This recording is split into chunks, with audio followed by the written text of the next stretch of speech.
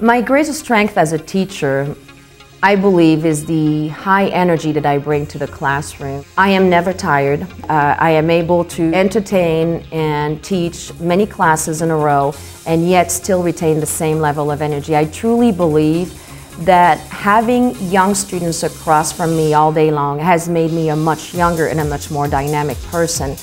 And I believe that this energy is contagious, that the students feed their energy into my teaching style and I feed my energy into their learning. Not such a long time ago, if you were to enter a foreign language classroom, you would have noticed a lot of verbs, a lot of grammar concepts posted around the room. Most likely students would have been engaged in working on worksheets or working in their textbooks.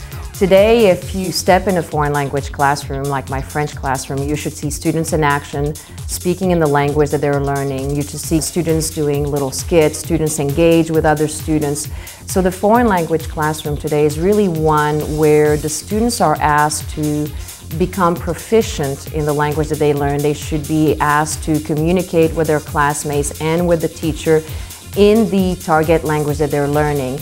I strive to speak 80 to 90% of my classes in French. I conduct the instruction in French. I communicate with the students in French for day-to-day information. The classroom strategies, the classroom teaching are in French.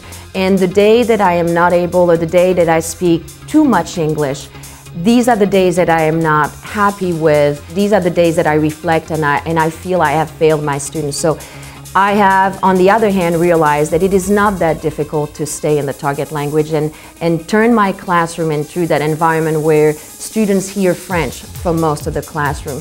But it takes a lot of practice and it takes a lot of courage, not only from the standpoint of the teacher, but also from the standpoint of the student. Because if I force myself, if I work to stay in the target language and be the input of that language to my students, I ask the same in return to my students. I constantly tell them, I say, en français, pas en anglais, not in English. When they need to go to the bathroom, they have to ask me in English. In French, when they have a question, they have to ask me in French.